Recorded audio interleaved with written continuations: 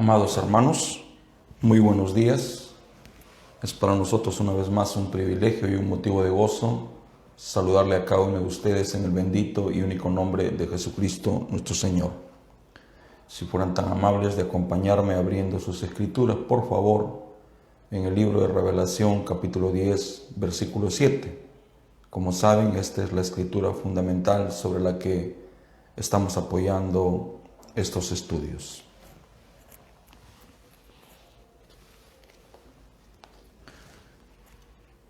Si ya lo tienen, permítanme por favor leer. Sino que en los días de la voz del séptimo ángel, cuando él comience a tocar la trompeta, el misterio de Dios se consumará como él lo anunció a sus siervos los profetas. Por favor, el libro de Daniel, capítulo 9, versículo 24, si fueran tan amables. Estamos como siempre agradecidos al Señor por los privilegios de la vida, por el honor que Él nos da, por este espacio, por la oportunidad que nos da de poder servirles y con eso redimir el tiempo que perdimos. La palabra del Señor nos dice en Daniel 9:24, 70 semanas están determinadas sobre tu pueblo y sobre tu santa ciudad para terminar la prevaricación y poner fin al pecado y expiar la iniquidad, para traer la justicia perdurable y sellar la visión y la profecía y ungir al santo de los santos. Que el Señor Jesús bendiga su palabra. Vamos a orar. Acompáñenme por favor inclinando sus rostros, se los ruego. Bondadoso Padre Celestial, una vez más estamos parados aquí en este lugar para honrarte, Señor, presentándote este servicio, esperando que sea de tu agrado. Sabemos, Señor, que este servicio sería un total fracaso si tú no nos honraras con tu divina presencia, pero no como un espectador, como un veedor, sino, Señor, tomando el lugar que te corresponde. El lugar que te corresponde es colocarte detrás de este púlpito. Señor, ¿quién soy? ¿Quiénes somos? Hemos escuchado a tu profeta decir que no hay nada bueno en nosotros. Si un hombre de la talla de nuestro hermano Branham puede decir eso, ¿qué puedo decir yo, Señor? Padre, aquí estoy como un inútil, como quien no sabe hacer nada, pero al mismo tiempo como alguien que sabe quién puede hacerlo todo, y ese eres tú, Señor. Te ruego, Padre, que tú bendigas este momento, este espacio, que tú me ayudes, que tú nos ayudes. Te lo ruego, bendito Señor, en el único nombre de Jesucristo. Así te lo pido. Bendice la escritura que hemos leído.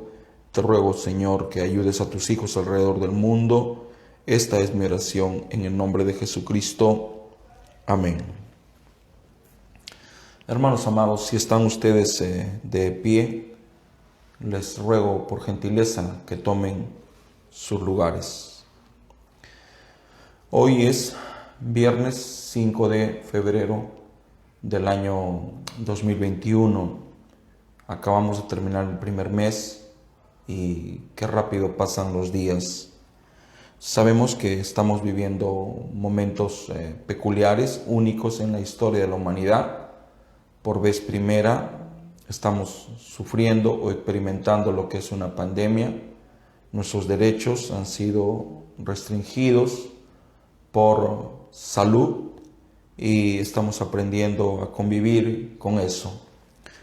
Queriendo nosotros como hombres del Señor redimir el tiempo y no sentirnos bloqueados por el impedimento que tenemos para celebrar servicios presenciales, es que usamos las bondades de esta aplicación Facebook, a través de las cuales podemos transmitir para ustedes en el bendito y único nombre de Jesucristo nuestro Señor.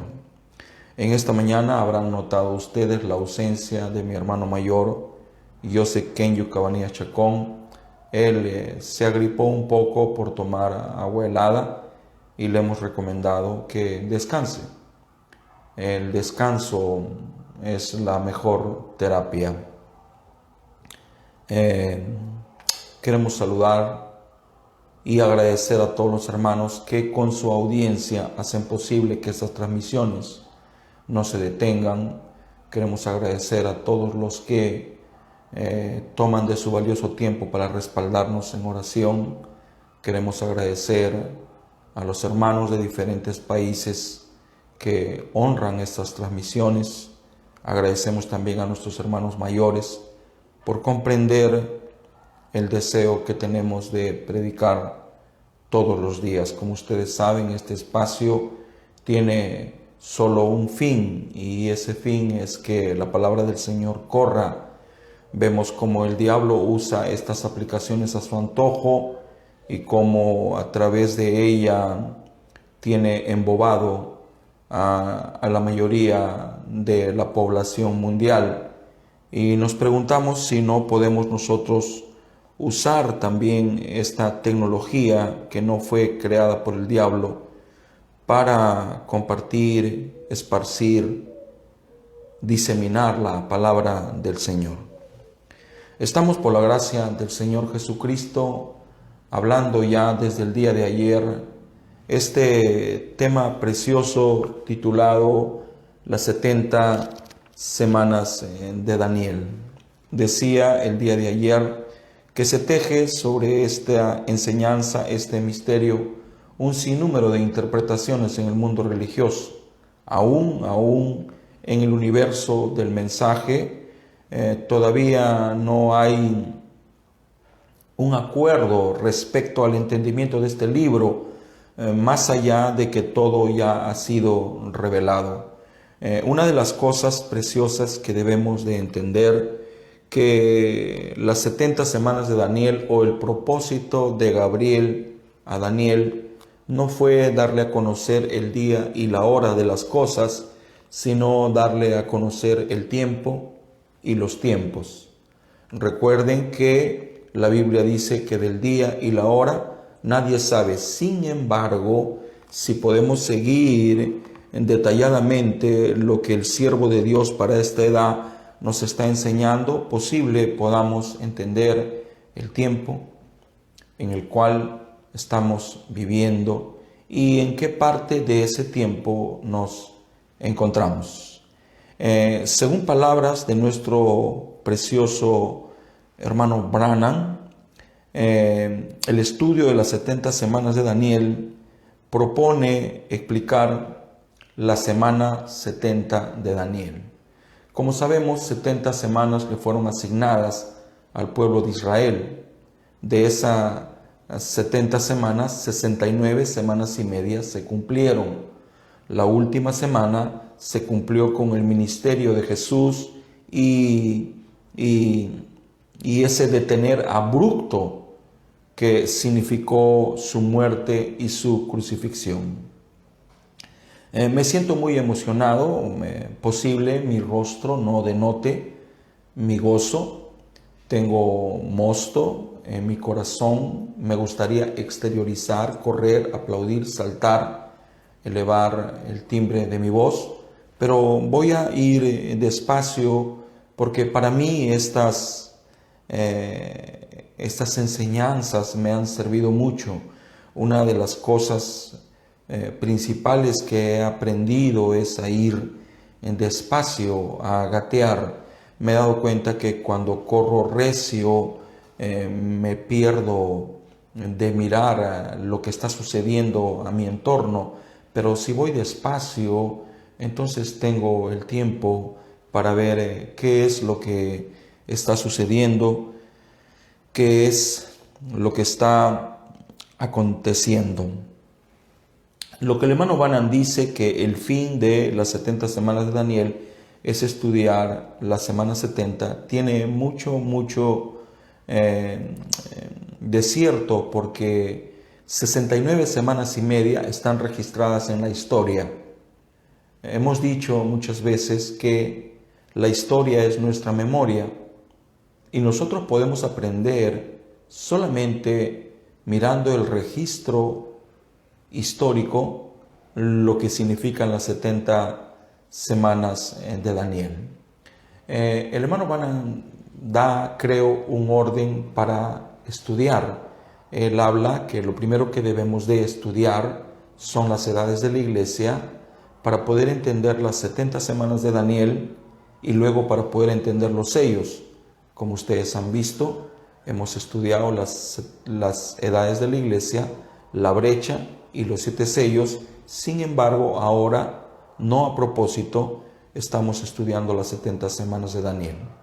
Al empezar el estudio, la lectura de las 70 semanas de Daniel, me he dado cuenta que muchas de las cosas que el hermano Branham dice, enseña, sostiene aquí, también las dice, las enseña y las sostiene en la exposición de las 7 edades de la iglesia, en la revelación de Jesucristo y por supuesto en los 7 sellos. Vamos a mirar aquí muchas cosas. Al mirar las 70 semanas de Daniel vamos a mirar muchas cosas, de repente de una manera más amplia de lo que hemos mirado en la exposición de las 7 edades de la iglesia y los 7 sellos. Entonces 69 semanas y media ya transcurrieron, solamente resta la mitad de la semana 70. ¿Cuándo será esto? Es la pregunta que todos nos hacemos. Y grandes hombres de Dios han agarrado pizarras como esta y se han apoyado en las 70 semanas de Daniel, han hecho grandes cálculos, han recurrido a la matemática, han recurrido al cálculo, han recurrido al álgebra, a la reunión de pedazos, pero también han recurrido a la imaginación y han dado fechas. Por ejemplo, el año 1919 se vaticinó, se profetizó que había llegado el fin. Sin embargo, la historia se encargó de derrumbar ese cálculo. Nosotros debemos entender que lo máximo que podemos llegar es a notar cuándo es que van a suceder las cosas, pero no podemos decir cuándo. Cuando le preguntaron al hermano Branham cuándo serán las cosas, él dijo, no lo sé. Él dijo, puede ser en 20 años, puede ser en 50, puede ser en 100, puede ser esta noche, puede ser mañana. Si este hombre de Dios, a quien consideramos el ángel de la edad, no dio el día ni la hora, díganme, ¿quiénes somos nosotros? Conozco a grandes hombres de Dios, eruditos, que se criaron ya 60, 70 años escuchando al hermano Branham decir, calcular, vaticinar cuánto tiempo nos queda. Naturalmente yo honro a estos hombres de Dios, debo de decir que me esfuerzo para seguir su enseñanza, no es fácil, hay que subir mucho para entenderles, sin embargo, es solamente un vaticinio personal que ellos dan, porque el día y la hora nadie sabe. Ayer hicimos mención a lo que el hermano Branham dice. Él dice que las 70 semanas de Daniel se divide en 3 etapas, y esta es la razón por la cual tenemos las instrucciones de Gabriel a Daniel, el séctuple propósito de la visita de Gabriel a Daniel, y al último las 70 semanas de Daniel.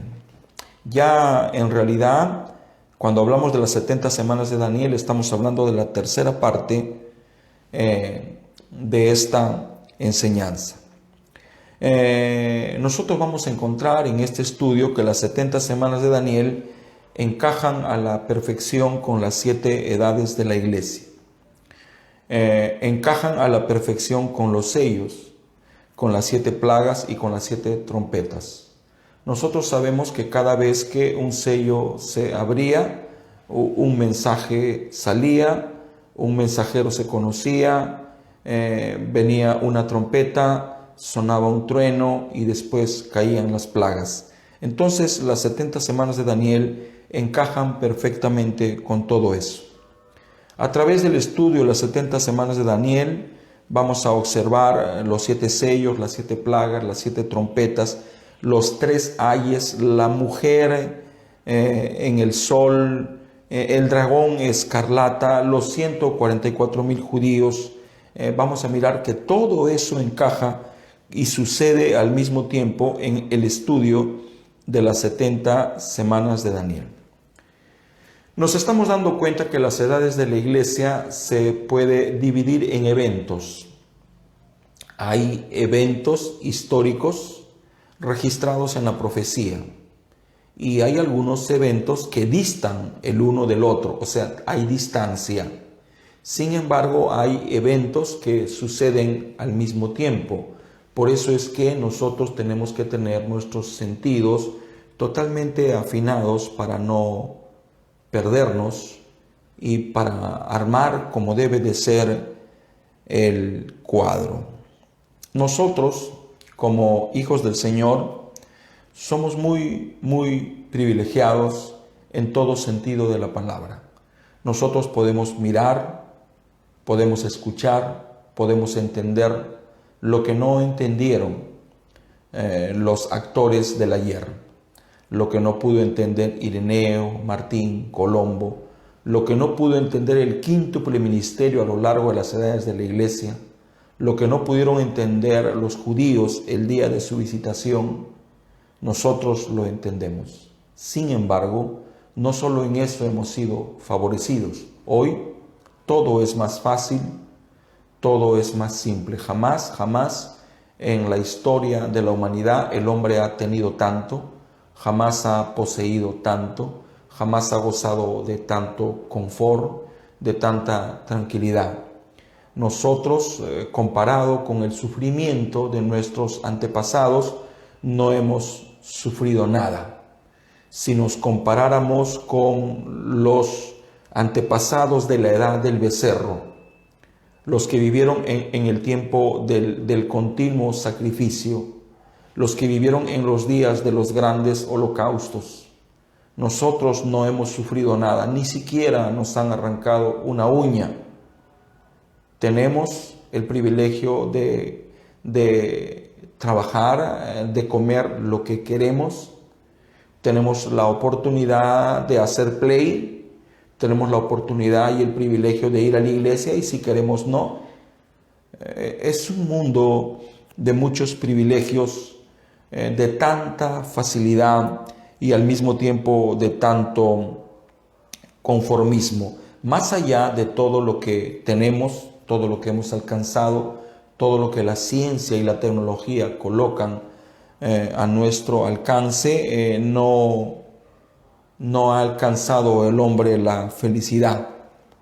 Más allá de todo lo que el hombre pueda alcanzar y poseer, eso no le servirá para ser feliz, sencillamente por una sentencia que el hermano Branham da, que la felicidad no se encuentra necesariamente en las cosas naturales.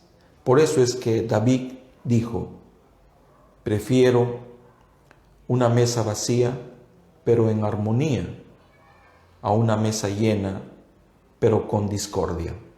Entonces, ¿qué es lo que vale y qué es lo que no vale? En un escalafón de prioridades, ¿qué es lo que realmente vale? ¿Sobre qué estamos descansando? Nosotros tenemos el privilegio del que no gozaban los antepasados de las edades anteriores. Nosotros podemos predicar al aire libre, es una libertad que nos concede nuestra Constitución. Tenemos derecho al credo, derecho a la libre expresión. Nosotros podemos usar las redes cuando quisiéramos. Si usted se lo propone, usted pudiera usar las redes para predicar las 24 horas del día. Es un derecho. Sin embargo, es raro que alguien se arrepienta. Como siempre les pedimos perdón por las interrupciones, que puedan acontecer por el aire y la tecnología que nosotros usamos. No es fácil pelear con el diablo. Él sabe hacer su tarea, sabe cumplir su papel. Sin embargo, no nos echamos para atrás, porque la Biblia dice que si Él está con nosotros, ¿quién contra nosotros? Todo lo que nosotros aprendamos a lo largo de la vida, a lo largo de los estudios, a lo largo del escudriñar, a lo largo de escuchar, debe de ser para edificación, debe de ser para ayudar a alguien, pero primeramente para ayudarnos a nosotros mismos. Y creo firmemente que mientras más crezcamos, más humildes debemos de ser. El estudio de las 70 semanas de Daniel tiene como fin que usted y yo podamos saber en qué día y en qué hora estamos viviendo. ¿Para qué? ¿Por qué este estudio tiene como fin que nosotros podamos saber en qué día y en qué hora estamos viviendo? ¿Cuál es el fin? Sencillamente para estar preparados, para saber las grandes cosas que van a acontecer y que nos están esperando. Cuando miramos específicamente el por qué Gabriel se acercó a Daniel, nos vamos a dar cuenta que había un séptuple propósito. O sea, habían 6 razones fundamentales por las que Gabriel se acercó a Daniel. Ahora, ¿cuál fue la circunstancia? ¿Cuál era el escenario? ¿En qué escenario se presentó Gabriel a Daniel? Dice la Escritura que Daniel estaba en profunda oración. No fue así por así. Dios no lo sorprendió. Él estaba hurgando, él estaba buscando, él estaba pidiendo. Y es así que Dios escuchó el pedido, la súplica de Daniel, y mandó a su mensajero Gabriel. Cuando Gabriel llegó a Daniel, Daniel estaba experimentando cautiverio, y fue en medio de ese cautiverio y en medio de la oración que llegó Gabriel volando. ¿Para qué? Para instruirle, para enseñarle, para ponerle al tanto, porque no hará nada el Señor Jehová sin que revele sus secretos a sus siervos los profetas. Esto es importante remarcar, porque parece que el hombre se olvida cómo es Dios. Dios es inmutable, Dios no cambia. Entonces Daniel estaba hurgando, Daniel estaba preguntando, Daniel había visto el cautiverio de su pueblo y él no se sentía bien, más allá de que gozaba del aprecio del grande emperador, del grande monarca. Él no se sentía bien y esa incomodidad hacía que él doble sus rodillas al Señor, y entonces el Señor le respondió a él mientras oraba. Ahora, la visita que recibió Daniel tenía un séptuple propósito, o sea, que en esa entrevista que él iba a tener o que tuvo con Gabriel, se trataron 6 temas diferentes. Antes de predicar las 70 semanas de Daniel, nuestro precioso hermano Branham se rindió al estudio, y él recurrió a estudios de grandes doctores en teología, como el doctor Larkin, el doctor Smith y el propio Scofield. él leía mucho eso, porque ¿cómo viene la sabiduría? ¿Cómo viene la enseñanza? Viene a través del oír, a través del estudiar, a través del escuchar. Y el hermano Branham no era diferente a nosotros, solo que él hacía algo que nosotros deberíamos de practicar, y era que todo lo que él leía, todo lo que él escuchaba, lo traía a este grande libro y lo pasaba desde Génesis hasta Apocalipsis, y si cuadraba, si encajaba con las escrituras, entonces él lo tomaba para sí. ¿Por qué el hermano Branham se rindió al estudio? ¿Por qué escarbaba? ¿Por qué buscaba? ¿Por qué hurgaba? ¿Por qué sacrificaba el descanso? ¿Por qué sacrificaba el sueño? ¿Por qué se dio a la tarea de leer tanto? Dice, esto era, número uno, para iluminarse a él mismo, para tener las cosas más claras. No era para denominarse el más grande predicador, el más grande doctor o el más grande exponente de las escrituras. No, era para iluminarse él mismo, pero sobre todo era para iluminar al pueblo del Señor. Y la manera correcta de iluminar al pueblo del Señor es ubicando las escrituras perfectamente. Ubicando las escrituras perfectamente.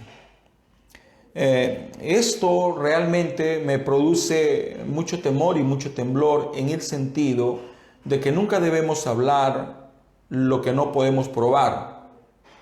Y más aún, no hablemos lo que no conocemos. Vivimos en el día de la superficialidad. Todo es superficial. O sea, sabemos de todo un poco.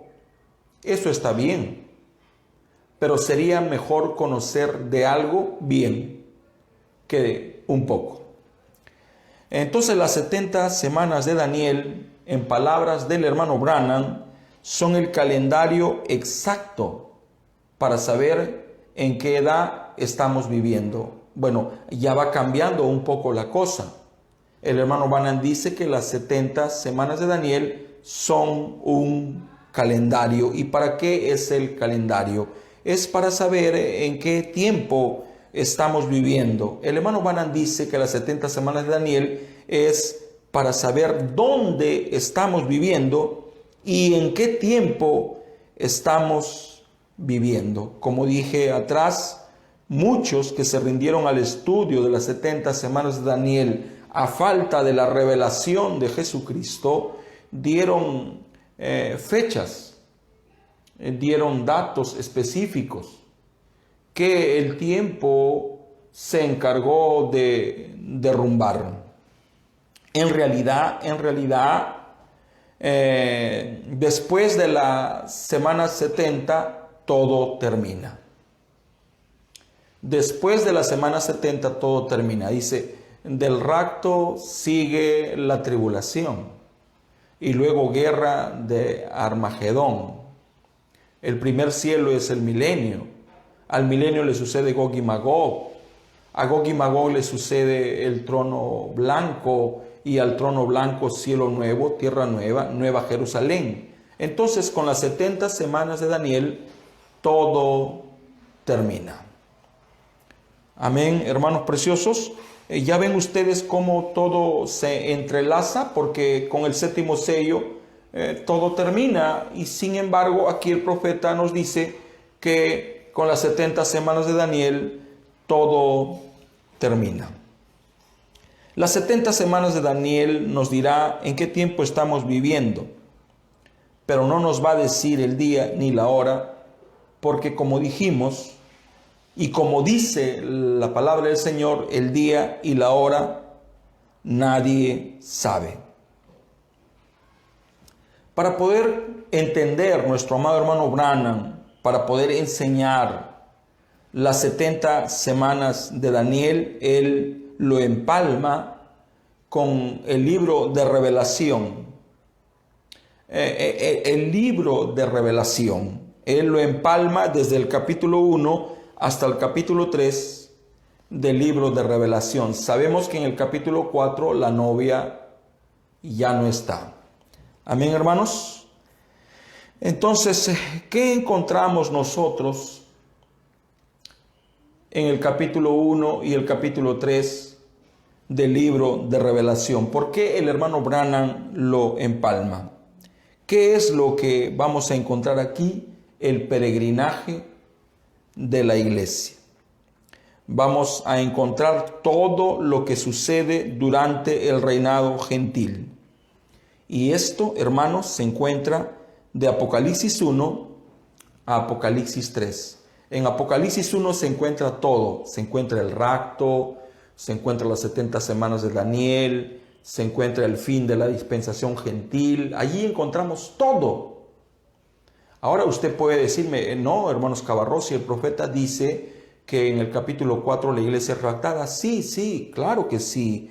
¿Qué es lo que encontramos en el capítulo 1 y el capítulo 3 de Apocalipsis? Todo el reinado gentil. ¿Y qué encontramos a partir del capítulo 4? Encontramos cómo es que va a suceder. Palabras textuales de nuestro precioso hermano Branham. Voy a leer párrafo 41 de los sellos. No, de las 70 semanas de Daniel, específicamente las instrucciones de Gabriel a Daniel. Y voy a leerlo directo del libro.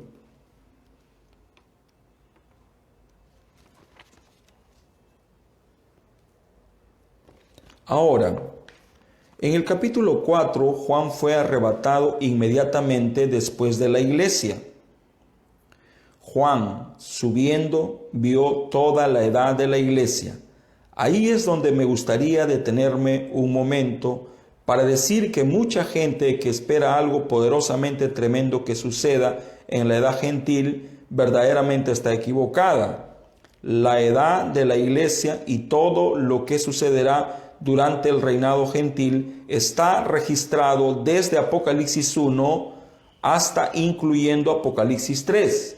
Luego la iglesia fue raptada y recibida arriba, y lo demás aquí hasta el capítulo 19 es lo que le sucede a la raza judía después que la iglesia haya subido, y es entonces el tiempo de la gran tribulación. Nada sucederá entre los gentiles, solo la matanza y demás, y a lo cual llegaremos y veremos. Pero la iglesia en sí se ha ido. En el último versículo del capítulo 3 de Apocalipsis, cuando la edad de la Odisea termina, la cual fue la última. Y tomamos cada edad de la iglesia, cada tiempo, cada cosa que sucedió, cada estrella, cada mensajero, su naturaleza, lo que ellos hicieron, y lo trajimos a través de la historia hasta la última.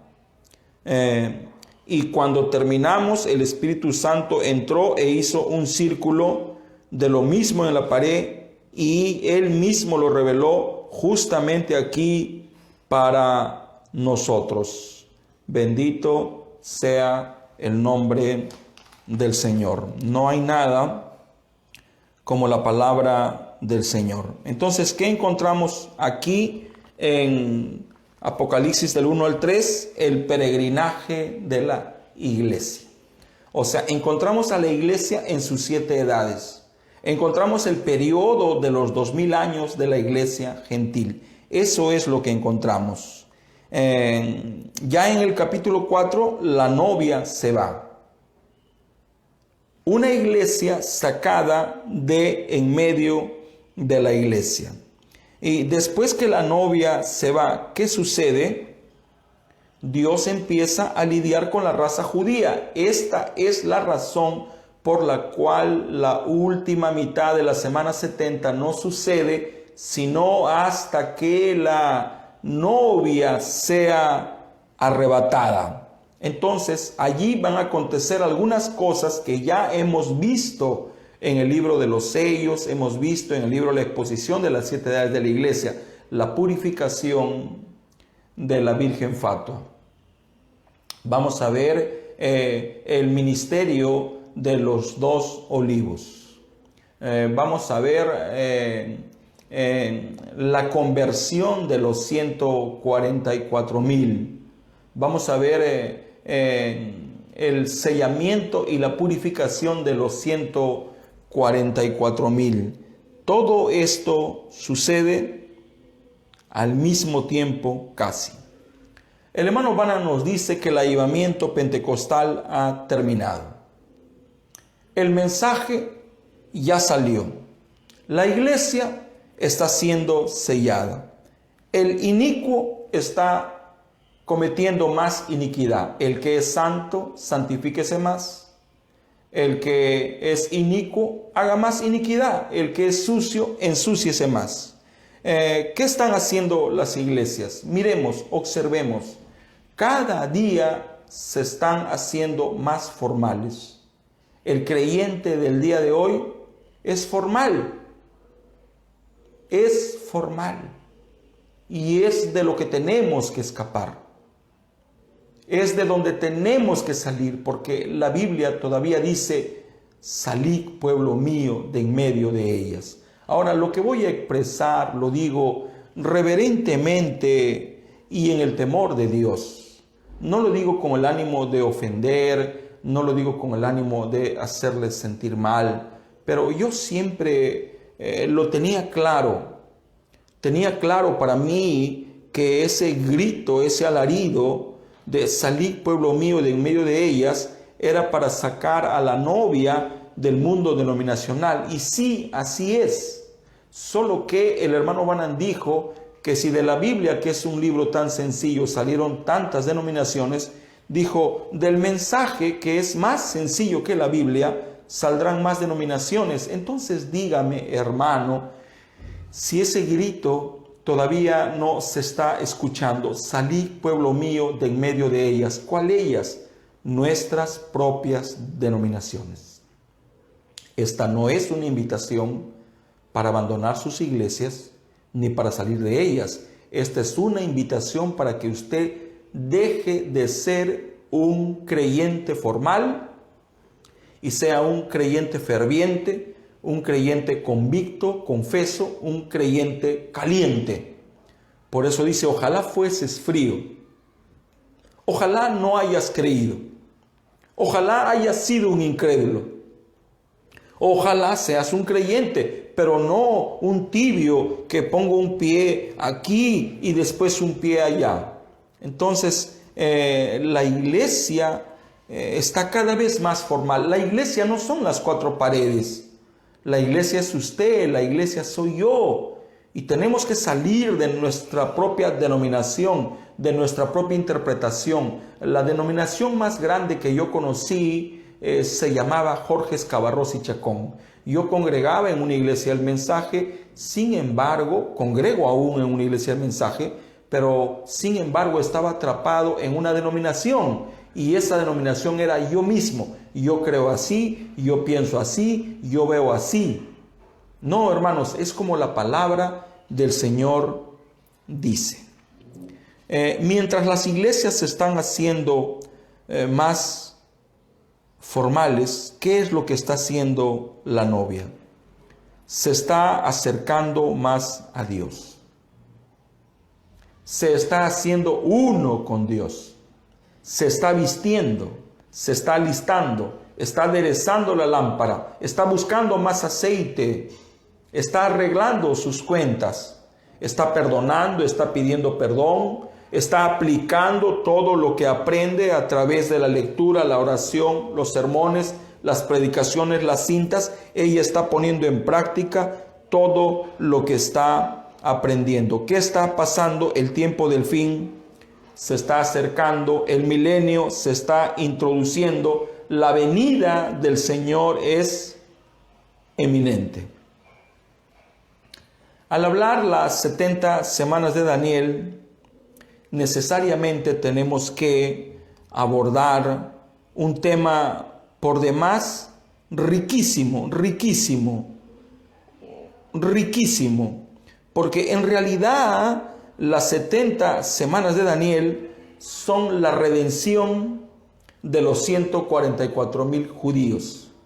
Para hablar acerca de las semanas, de las 70 semanas de Daniel, necesariamente tenemos que meditar, hablar, considerar acerca del pariente redentor. A la mitad de la semana 70, ¿qué es lo que nosotros vamos a ver? Dije, la conversión del pueblo de Israel. Los 144,000 judíos van a convertirse. O sea, van a regresar. O sea, esa conversión significará que van a aceptar a Jesucristo. Pero no solamente van a aceptar a Jesucristo, van a aceptar su mensaje. No solamente van a aceptar su mensaje, sino van a aceptar el perdón, van a aceptar el sacrificio.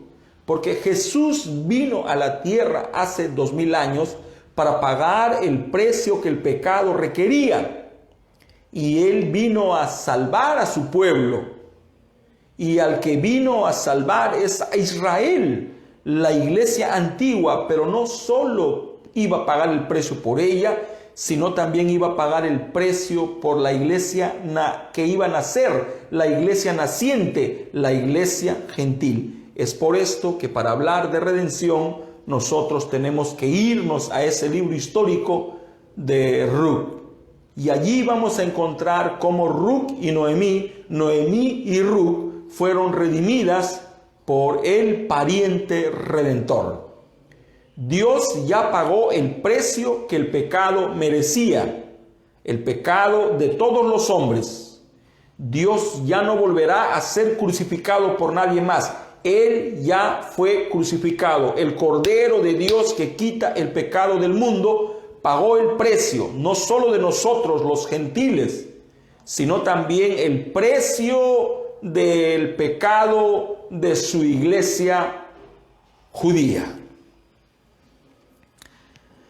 Hemos dicho que la redención tiene dos lados. Y el primer lado de la redención es cuando se paga el precio que el pecado requería. Y el otro lado de la redención es la ejecución de la redención, el reclamo. Yo reclamo la propiedad. Aquí tengo el título. Bueno, esto tiene dos lados muy hermosos. El hermano Branham dice que la iglesia gentil ya fue redimida.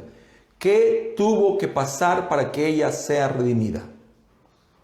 Si estuviéramos en una audiencia presencial, yo formularía la pregunta, pero ahora se la formulo a usted.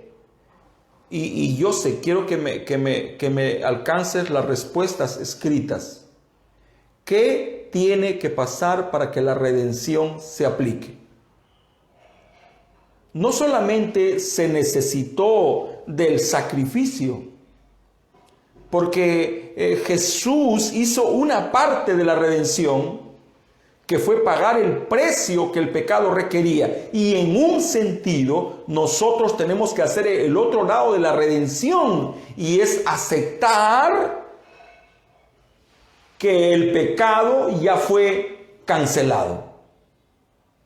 O sea, Jesús murió por el perdón de nuestros pecados. O sea, nuestros pecados ya fueron pagados. La única cosa que nosotros tenemos que hacer es aceptar. Y si nosotros aceptamos, entonces la redención se aplica. Se aplica la redención y nos es regresado a nosotros nuestro título de propiedad. Y el título de propiedad nos dice quiénes somos. Pero no solo nos dice quiénes somos, sino nos dice el derecho que nos asiste. ¿Acaso no hemos enseñado o nos han enseñado que tenemos derecho a la sanidad divina? Derecho al perdón, derecho a la salvación, derecho al Espíritu Santo. Cuando Jesús murió en la cruz del Calvario, no solo murió por la iglesia gentil, Él murió también por la iglesia judía. Ahora, la iglesia judía no reconoció el día de su visitación, no aceptó el sacrificio, no aceptó el perdón de sus pecados, no recibió a su pariente redentor, pero eso no significa que el precio no haya sido pagado. El precio ya fue pagado en la cruz del Calvario. Por eso es que para hablar de redención necesariamente hablamos de Ruc. Nosotros miramos tres cosas en la vida de Ruc. Dice Ruc decidiendo, Ruc sirviendo y Ruc descansando. Sabemos que eso significa las tres etapas de la gracia. Ruc decidiendo, tu decisión determina tu destino eterno. Entonces ella decidió, y cuando ella decidió, ella fue justificada. Ahora Ruc se puso a servir, o sea, empezó a prepararse, a aderezar la lámpara. Esto es santificación. Pero después dice Ruc descansando. Esto significa el bautismo del Espíritu Santo. Por eso es que nuestro más grande anhelo, y me incluyo y digo nuestro, debe de ser el bautismo del Espíritu Santo. El verdadero descanso, el verdadero sábado, el verdadero reposo es el bautismo del Espíritu Santo. Cuando el creyente recibe el bautismo del Espíritu Santo, entra en un permanente reposo, en un permanente descanso. Ya nada lo perturba, ya nada lo mueve, ya nada lo aflige. Él está tranquilo, él sabe que el que empezó la obra va a terminarla. Él lo único que espera es la venida del Señor. Cuando miramos el libro de Ruc, muchos estudiosos pensaron que la composición en el orden de los libros de la Biblia y la escogencia de los libros falló cuando se trató de Ruc. Pero no hay fallas en la Biblia. El libro de Ruc debía de estar, porque allí estaba escondido el futuro de la iglesia judía y la iglesia gentil. ¿Y cómo estaba escondido eso?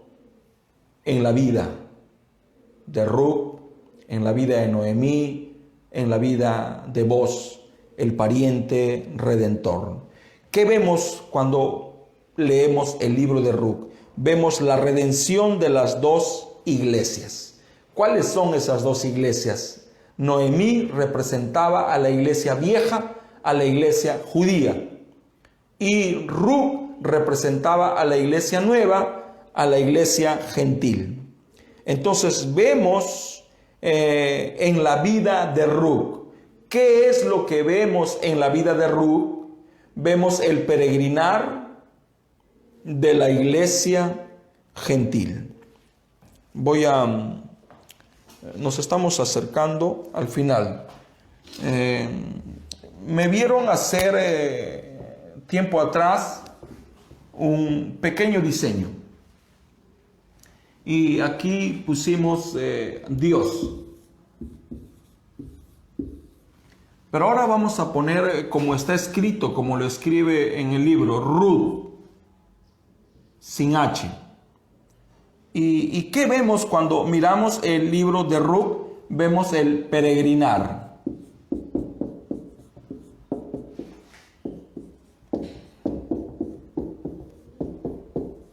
Y Ruc, ¿a quién representa? A la iglesia.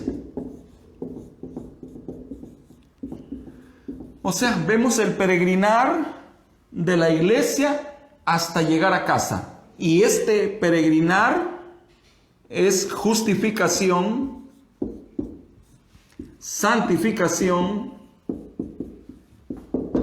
y bautismo del Espíritu Santo. Ese es el peregrinar.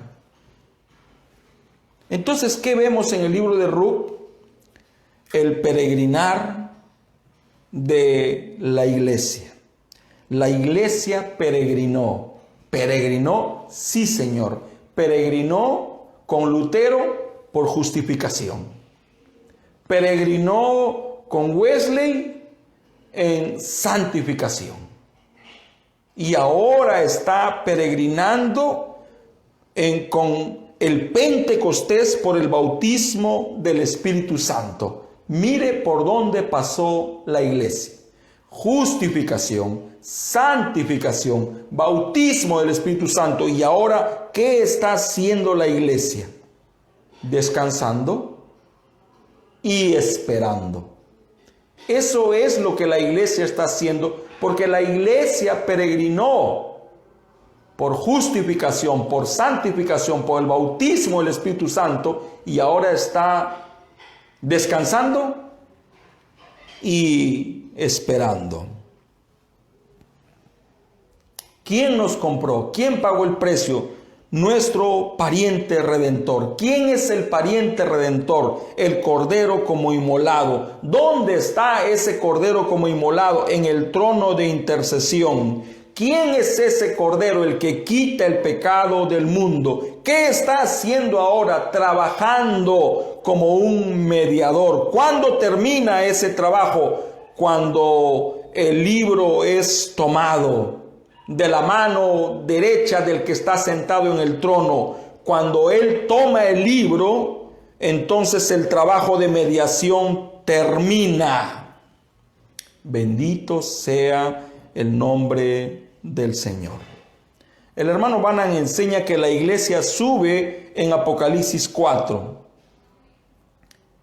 Sin embargo, en los siguientes capítulos vamos a mirar cómo se revela la redención. O sea, cómo la iglesia es redimida. Ahora, no olvidemos que la iglesia está formada por judíos y gentiles. Esta es la razón por la cual la obra de redención se consumó en la cruz del Calvario. Después del capítulo 4, verso 1, cuando la novia sube, Dios mostrará en los siguientes capítulos cómo hizo la redención, cómo reveló los misterios, cómo consumó todos los misterios que estuvieron escondidos por largas edades. Cuando nuestro amado hermano Branham en este mensaje precioso nos habla de la redención, él hace mención a la historia que sucedió en los días de Abraham Lincoln, como un soldado había sido condenado a muerte por haber abandonado el frente de batalla, y la pena marcial era el fusilamiento, y como un amigo íntimo de él se acongojó porque él sabía que él era un buen hombre, él sabía que él no era malo, solamente que tenía un trauma, y producto de ese trauma él hizo lo que hizo, abandonar el frente. Y él dice, hizo todo lo que tuvo que hacer para aproximarse al presidente de los Estados Unidos, Abraham Lincoln, y cuando estuvo frente a él le contó lo que estaba pasando, pero no solo eso, le dijo: usted es la única persona en el mundo que puede firmar su perdón. Entonces el hermano Branham cuenta que una vez que Lincoln firmó en un papel simple el perdón, él fue corriendo a la celda y le dijo: ya no tienes por qué llorar, ya no tienes por qué acongojarte, aquí está el perdón, y le entrega la carta. ¿Qué es esto? Es el perdón, tú has sido perdonado, tú no vas a morir. Y él dijo: pero aquí no hay ningún sello, aquí no hay esto, no hay aquello, y agarró la hoja y la rompió. Al día siguiente este hombre fue fusilado. El Congreso después investigó el por qué este hombre fue fusilado, y la respuesta fue sencilla: que no aceptó su perdón. entonces se dictó una ley: perdón no es perdón si no es recibido como tal. Y es lo mismo que sucedió con Israel. Jesús pagó el precio y ella desconoció eso. Rechazó al que estaba pagando el precio. Rechazó al que los estaba redimiendo. Ahora, ¿qué es redención? Redención es salvación, porque Jesús era el que tenía que salvar a su pueblo, el que tenía que redimir a su pueblo. Cuando miramos el libro de Apocalipsis, nos damos cuenta que a nuestro pariente, ¿quién es nuestro pariente? Sabemos que Dios se hizo hombre. Y al hacerse hombre se hizo mi pariente, se hizo nuestro pariente. Él nos comprende, Él nos entiende, Él se puede poner en su lugar. Él es tan hombre como lo es usted y como lo soy yo. Entonces a este pariente, nuestro pariente, le fue entregado por el dueño original un libro sellado con 7 sellos. ¿Quién es el dueño original? Ya lo sabemos, Dios mismo. Ahora el Cordero tomó el libro de la mano derecha del que se sienta en el trono. Y esto lo hizo el pariente de la iglesia. Dice que no había ningún digno en el cielo ni en la tierra, ni debajo de la tierra, que pudiera abrir el libro y desatar sus sellos, pero él era digno. Él es el pariente de la iglesia, el cual vino a redimir al pueblo gentil, pero no solo eso, sino al pueblo de Israel. Entonces es maravilloso saber y entender que el trabajo que Jesús hizo en la cruz tenía un doble propósito: salvar a la iglesia vieja, antigua, a la iglesia del Antiguo Testamento, y ahora salvar a la iglesia neotestamentaria. En otras palabras, Él hizo un trabajo completo. Ahora, la redención ha sido efectiva para el pueblo gentil, pero no ha sido efectiva para el pueblo de Israel. Ahora, cuando hablo de efectiva, no estoy hablando de efectividad. No estoy hablando de que haya fallado, no, fue una redención perfecta, pero para que la redención se haga efectiva, usted tiene que aceptar, y la iglesia gentil aceptó. Usted aceptó a Jesucristo como su Salvador personal. Usted acepta que Él fue a la cruz del Calvario tomando su lugar. Usted acepta que por sus llagas ha sido sanado. Usted acepta que el precio que el pecado requería ya fue pagado. Usted acepta que Jesús fue el Cordero de Dios que tomó su lugar y mi lugar. Usted acepta que los que deberíamos de morir en la cruz éramos nosotros, pero alguien tomó nuestro lugar. Nosotros lo aceptamos. Y cuando lo aceptamos, entonces la redención es efectiva.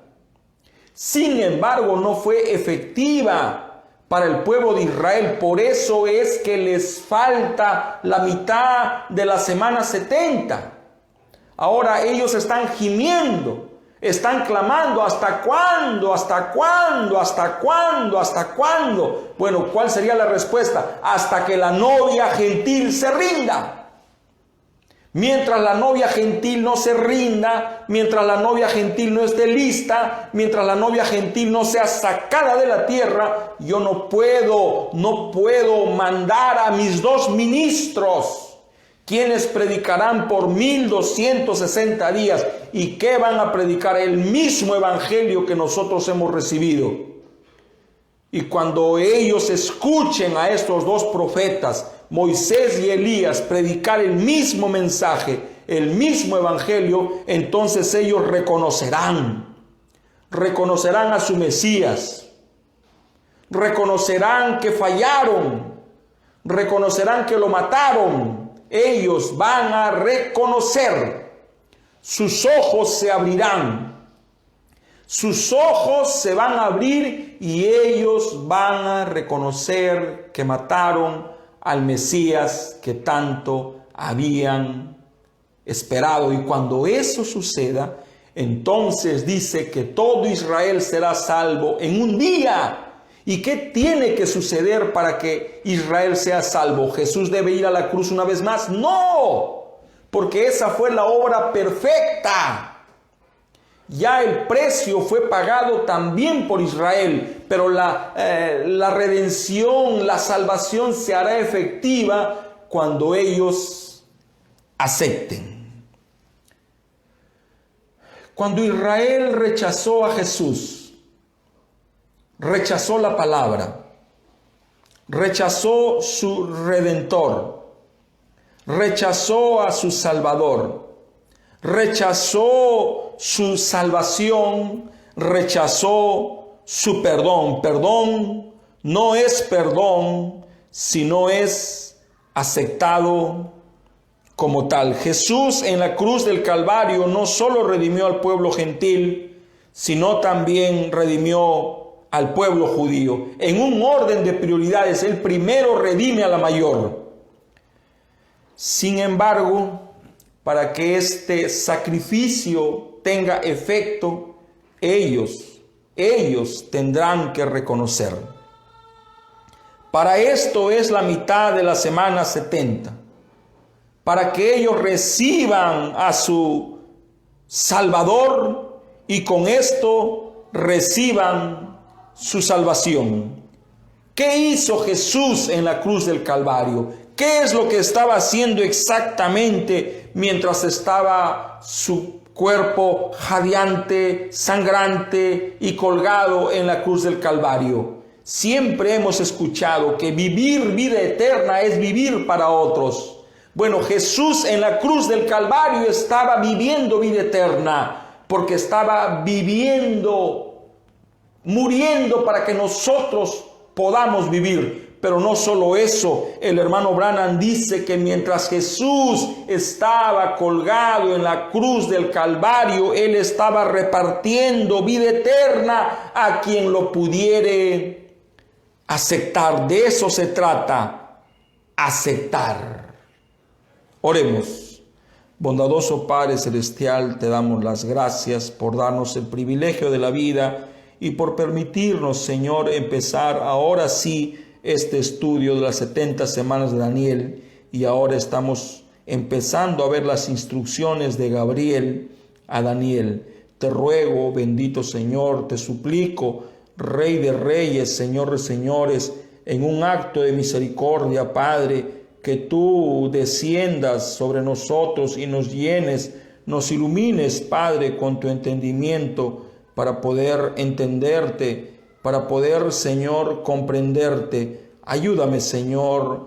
Tú sabes que no es fácil para mí estar parado detrás de este púlpito y hablar cosas tan tremendas que están aquí delante de nosotros en tu palabra. Ayúdame, Señor. Quita de mí cualquier complejo que no me permita desarrollar un servicio como tú quisieras que se desarrolle. Nunca permitas que yo descanse en mi fuerza porque no la tengo, en mi capacidad porque no la tengo. Señor, yo reconozco que sin ti nada sirve, nada vale.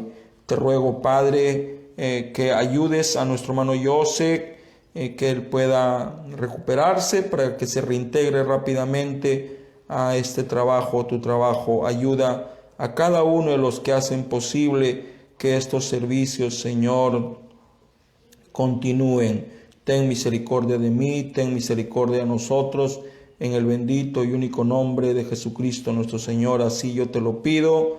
Amén, amén, amén.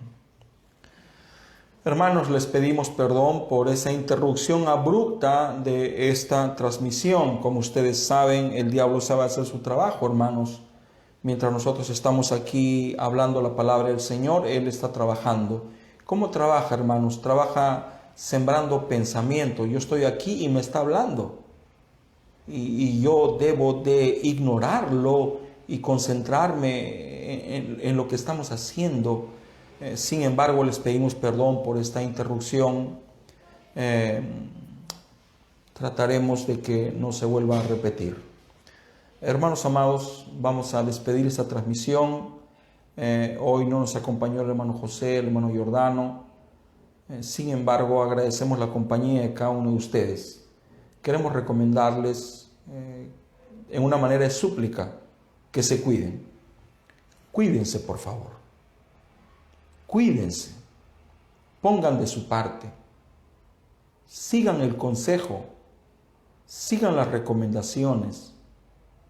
Hagamos lo que se nos pide. La única manera de protegernos de esta enfermedad sí es entregándonos en las manos del Señor. Claro que sí. Claro que sí. Pero lávense las manos continuamente con jabón. Cúbranse la boca de la manera correcta. Practiquen la distancia social.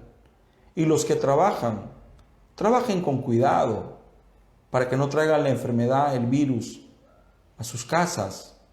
Ámense. Amen a sus seres queridos. Cuídense. Cuiden a sus seres queridos. No queremos estar llorando, entristecidos porque algún amigo, algún hermano, algún conocido está sufriendo, está llorando. Yo dejé de estudiar el año 1983. Fue la última vez que yo fui a la escuela. Sin embargo, yo no sabía que mis compañeros de aula se habían juntado para formar un grupo. Y me invitaron a este grupo. Es un honor para mí pertenecer a este grupo. Y hemos acompañado el suplicio de un compañero, Ancash Lozano, quien no soportó esta enfermedad y acaba de partir. Mis amigos, mis compañeros, nos juntamos y mostramos nuestro amor a la manera de una colaboración. Pero la vida no tiene precio. Cuidemos la vida, hermanos. Por favor, Señor bendito, aquí están tus hijos, aquí está tu pueblo, aquí están mis hermanos. Yo te ruego, te suplico, te imploro, que tu mano poderosa sea con ellos y sobre ellos. Ayúdalos, ayúdame. Por favor, te lo ruego en el nombre de Jesucristo. Amén. Dios les bendiga. Hasta mañana. Shalom Adonai.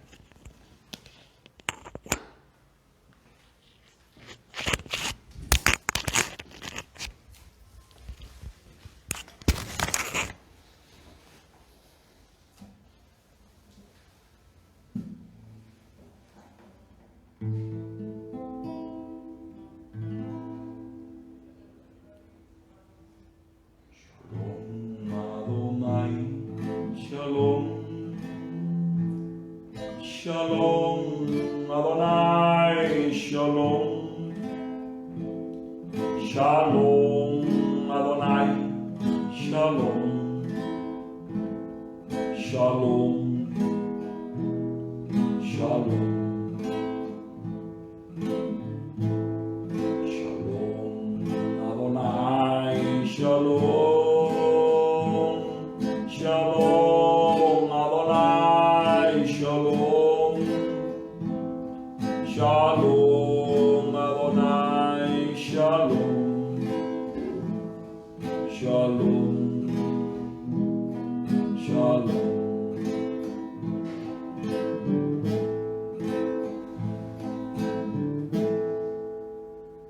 La paz del Señor, la paz del Señor, la paz del Señor, la paz, la paz, la paz, la paz del Señor, la paz del Señor.